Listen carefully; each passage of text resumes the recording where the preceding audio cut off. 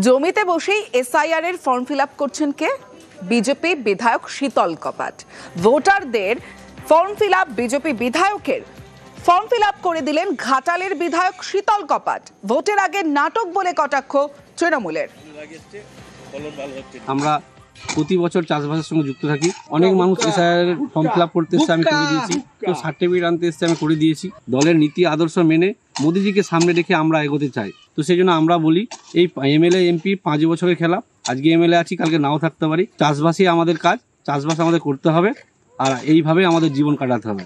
সেই জন্য যতটুকু সময় আমরা পেয়েছি মানুষের জন্য কাজ করব, জনসেবা কাজ করব।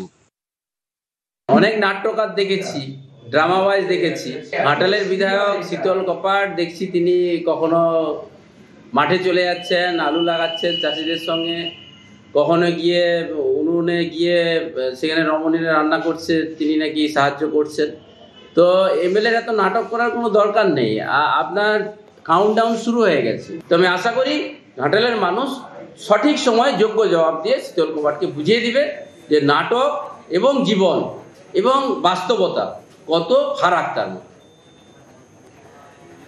তৃণমূলের এসআইআর ক্যাম্প, আর সেই ক্যাম্পে ভাঙচুরের অভিযোগ। বিজেপির বিরুদ্ধে ভাঙচুরের অভিযোগ, যদিও বিজেপি সমস্ত অভিযোগ অস্বীকার করেছে। যে ঘটনা ঘটেছে নন্দীগ্রামের হরিপুরের কালীতলার ঘটনা, তৃণমূলের এসআইআর সহায়তা ক্যাম্প, আর সেখানেই ভাঙচুরের অভিযোগ।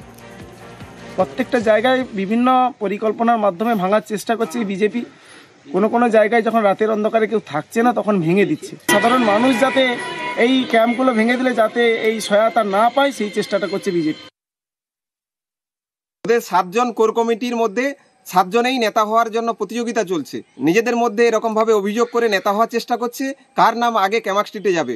আবার অপরদিকে নির্বাচন যত এগিয়ে আসছে, ভারতীয় জনতা পার্টির কর্মী কার্যকর্তাদের নামে মিথ্যা মামলা দেওয়ার জন্য এরকমভাবে মিথ্যে অভিযোগ ভারতীয় জনতা পার্টির নামে করা